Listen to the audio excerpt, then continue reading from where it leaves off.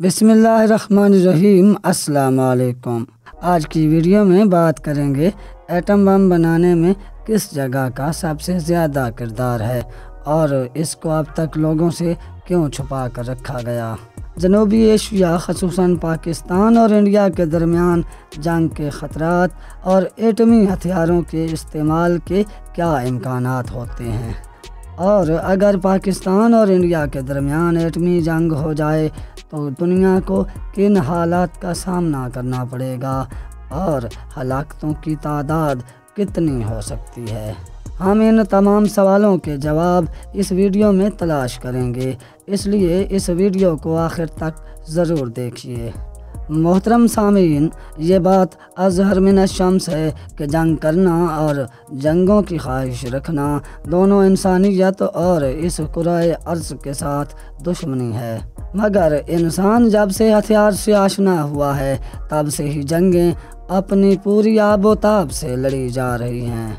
इन जंगों ने अरबों इंसानों को मौत की नींद सुला दिया है। आज के तरक्की याफ्ता और जदीद तरीन दौर ने जंग को भी नए और मोहलिक साइंसी हथियारों से आरास्ता कर दिया है। वीडियो में मज़ीद आगे जाने से पहले आप हमारा चैनल सब्सक्राइब करके साथ लगे घंटी के निशान को ज़रूर दबाएं और इस वीडियो को लाइक भी करें। दुनिया का हर मुल्क अपनी फ़ौजों को मोहलिक से मोहलिक हथियारों और तबाहकुन मिसाइलों से आरास्ता करने में लगा हुआ है। जदीद से जदीद लड़ाका तैयारे, टैंक, शॉर्ट, मीडियम और लॉन्ग रेंज मिसाइल और मोहलिक तरीन जरासीमी, कीमियाई, जौहरी हथियार इंसानियत और इंसानी माहौल की तबाही के लिए इंसान ने बना रखे हैं। दुनिया कई सालों तक इस खबर से बेखबर रही कि एटम बम बनाने के लिए जिन कानों से खाम यूरेनियम हासिल किया गया वो कहाँ हैं, और नागासाकी और हिरोशिमा पर गिराए गए बमों की तैयारी में इस्तेमाल होने वाला एटमी मवाद किस जगह से बनाया गया। इस वीडियो में ये सब राज आपको बताने लगे हैं, मगर थोड़ा आगे चलकर पहले ये सुन लें कि पाकिस्तान और भारत में जंग की सूरत में कितनी तबाही का अंदाज़ा लगाया गया है। मोहतरम सामीन, पाकिस्तान और भारत में तनाज़े की बुनियादी वजह कश्मीर है, जो आज़ादी से आज तक 3 बड़ी जंगों की वजह बन चुका है और मुस्तकबिल में भी जंग की वजह यही मसला बनेगा। जौहरी हथियारों से लैस दोनों ममालिक आए रोज़ अपनी फ़ौजी ताकत में न सिर्फ इजाफ़ा कर रहे हैं बल्कि जदीद और मोहलिक हथियार, टैंक और लड़ाका तैयारे भी अपनी फ़ौजों को मुहैया करने में लगे हुए हैं। एक अंदाज़े के मुताबिक भारत के पास इस वक्त 150 के करीब एटमी हथियार मौजूद हैं, जबकि पाकिस्तान के पास ये तादाद 170 से ज़ायद बताई जा रही है। यानी भारत और पाकिस्तान के लोग बारूद के ढेर पर बैठकर आग से खेलने में मसरूफ़ हैं। अगर एक चिंगारी इस बारूद के ढेर को लग गई तो ये खित्ता एक आतिश फिशां या जहन्नुम का मंजर पेश करेगा। पाकिस्तान के पास एटमी हथियारों को बरसाने के लिए F-16, मिराज 2000 और JF-17 थंडर्स जैसे तैयारे मौजूद हैं, जो 2500 किलोमीटर तक बआसानी कार्रवाई कर सकते हैं। जबकि एटमी हथियारों को दुश्मन की सरजमीन पर बरसाने के लिए पाकिस्तान के पास 8 किस्म के जदीद मिसाइल मौजूद हैं, जो 2750 किलोमीटर तक मार कर सकते हैं। इस तरह ये भारत के हर शहर और हर कोने को अपने निशाने पर ले सकते हैं। भारत के 400 शहर ऐसे हैं जिनकी आबादी 1 लाख अफराद से ज़्यादा है।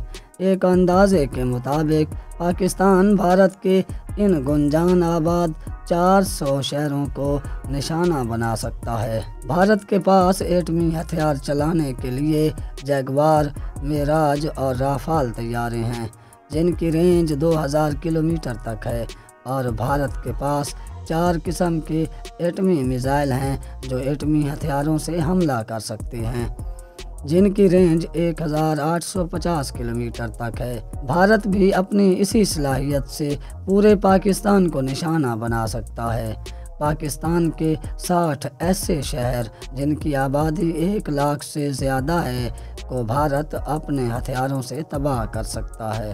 اگرچہ دونوں ممالک ایٹمی حملے میں پہل نہ کرنے کی یقین دہانی کرواتے ہیں، مگر روایتی جنگ کسی بھی لمحے ایٹمی جنگ کا روپ دھار لے، اس کا زیادہ امکان موجود رہتا ہے۔ اگر خدا نخواستہ دونوں ملکوں میں ایٹمی جنگ ہو جائے تو ہلاکتوں کا اندازہ 5 کروڑ سے 12.5 کروڑ افراد لگایا جاتا ہے، جبکہ جنگ عظیم دوم میں ہلاکتوں کی کل تعداد 5 کروڑ افراد بتائی جاتی ہے۔ یہ کروڑوں انسان جنگ کے پہلے 7 دنوں میں ہی لقمہ اجل بن جائیں گے۔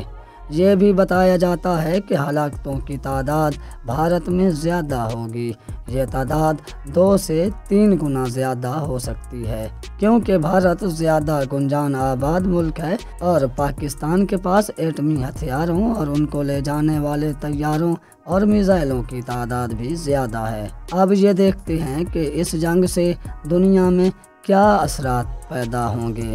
اس جنگ سے سب سے پہلے تو دنیا میں قحط ہونے کا خدشہ ہے۔ اس کے علاوہ جو دھواں پیدا ہوگا وہ چند ہفتوں میں پوری دنیا کو اپنی لپیٹ میں لے لے گا، جس سے سورج کی روشنی 20 سے 35% تک کم ہو جائے گی، اور جو موسمی تبدیلیاں آئیں گی ان سے زمین کی پیداوار میں 15 سے 30% تک کمی ہو جائے گی اور پوری دنیا شدید غذائی قلت کا شکار ہو جائے گی۔ اب آپ کو یہ بتاتے ہیں کہ ناگاساکی اور ہیروشیما پر قیامت بپا کرنے والے ایٹم بم کی تیاری میں جو یورینیم استعمال ہوا وہ کہاں سے لیا گیا تھا۔ یہ عوامی جمہوریہ کانگو میں موجود ایک کان ہے جس کو شنکولوبوے کان کے نام سے یاد کیا جاتا ہے۔ بتایا جاتا ہے کہ امریکہ نے جو ایٹم بم جاپان پر برسائے تھے ان کے لیے یورینیم اسی کان سے لیا گیا تھا، کیونکہ امریکہ کے لیے ایٹم بم بنانے کے پروجیکٹ مین ہیٹن پروجیکٹ کے لیے خام مال اسی کان سے جاتا تھا۔ 1915 میں شنکولوبوے کان دنیا کے سامنے آئی، جب یہاں سے یورینیم کے بہترین ذخائر سامنے آئے۔ تب کانگو پر بیلجیم کے نوآبادیاتی نظام کا راج تھا۔ یہ وہ وقت تھا جب دنیا میں یورینیم کی کوئی خاص طلب نہیں تھی۔ پھر 1938 میں نیوکلیئر فیشن ٹیکنالوجی دریافت ہوئی اور یورینیم کی اہمیت زیادہ ہو گئی۔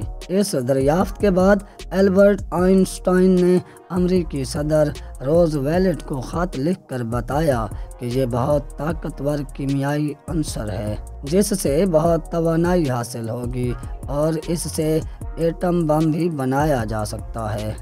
اس خط کے بعد امریکی فوج نے زیادہ سے زیادہ یورینیم خرید کر ذخیرہ کرنا شروع کر دیا تاکہ مین ہیٹن پروجیکٹ کو مکمل کر کے ایٹمی ہتھیار بنائے جا سکیں، مگر جس اعلیٰ کوالٹی کا یورینیم کانگو کی اس شنکولوبوے کان میں تھا وہ دنیا میں اور کہیں نہیں تھا۔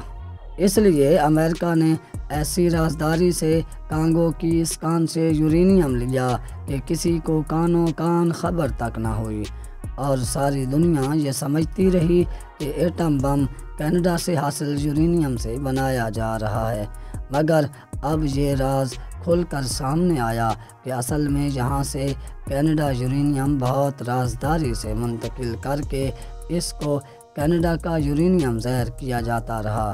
اس طرح دنیا میں تباہی مچانے کے لیے یہ ہتھیار البرٹ آئنسٹائن کے ایک خط سے وجود میں آیا، جس سے اب پوری دنیا تباہی کے دھانے پر آ کھڑی ہوئی ہے۔ امید ہے آپ کو ہماری ویڈیو میں موجود معلومات پسند آئی ہوں گی۔